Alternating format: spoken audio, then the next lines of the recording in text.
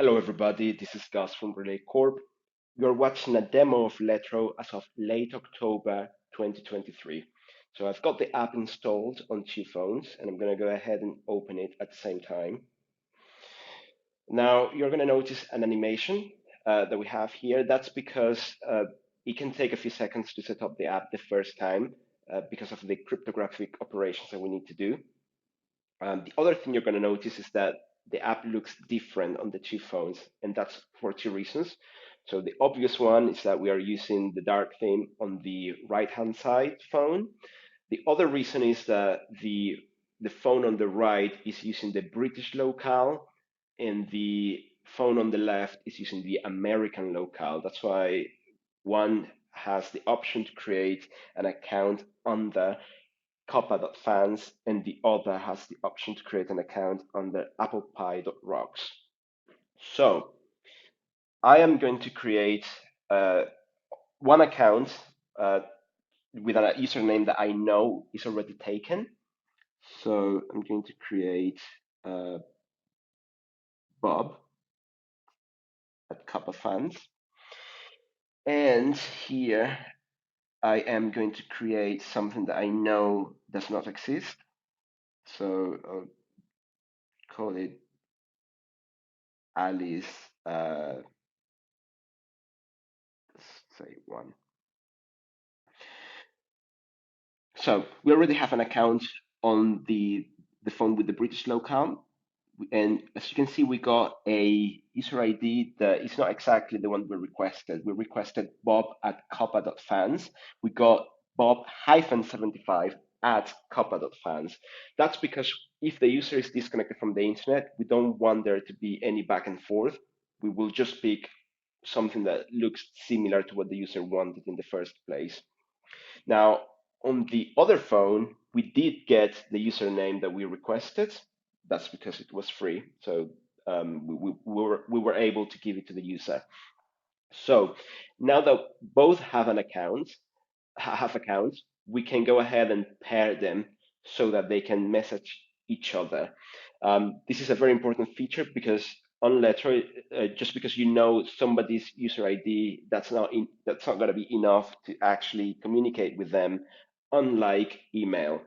So that pairing process has to be, we make it very explicit to avoid phishing as well. So here I have to type the full user ID of the person I want to communicate with.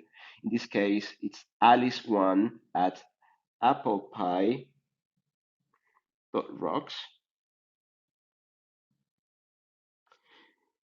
And I am going to give Alice an alias.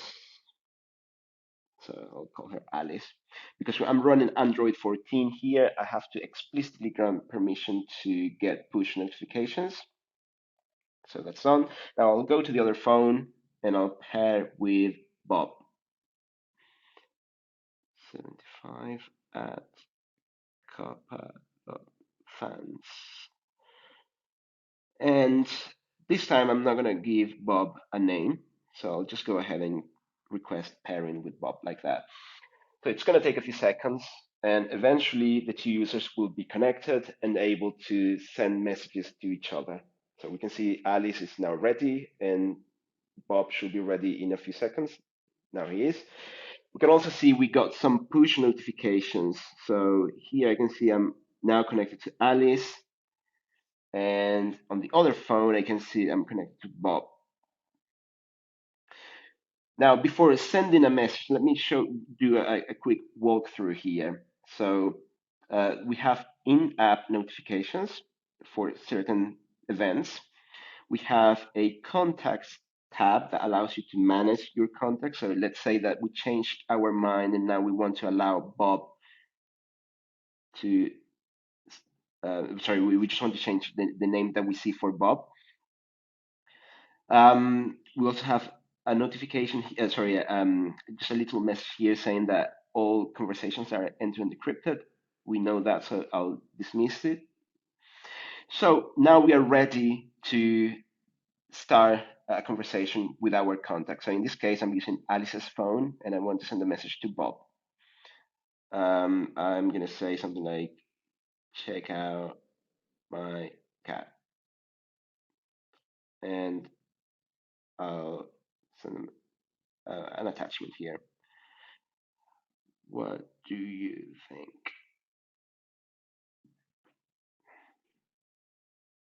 Cool. So now the message is sent, and eventually we're gonna get it on Bob's phone. So we got it now. So let's see the attachment here. Oh, that's a cute cat and an apple pie and a cuppa as well. Interesting.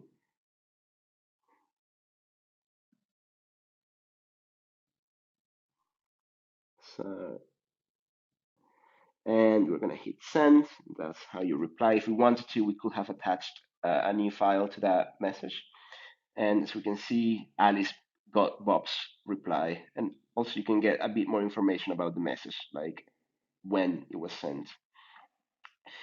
Right. So let's say that Alice just wants to archive this message at this point because there is not much to say about it. So once a message is archived, a conversation rather, is archived, you can go to the archive section and see all your archived messages.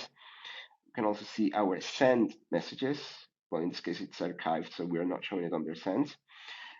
Um, and yeah, so the other thing that you can do is that you can delete a message. So in this case, let's say Bob wants to delete this conversation. It's deleted now.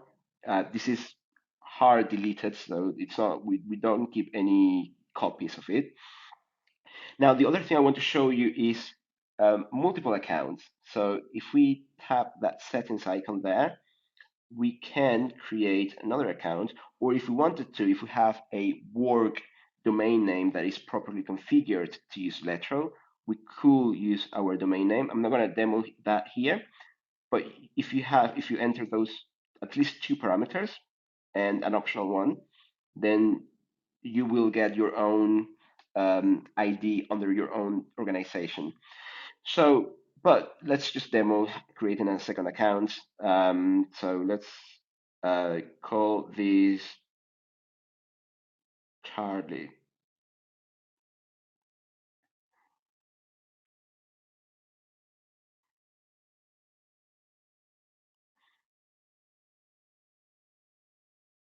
Okay, and that's it. So now you can switch between accounts if you want to.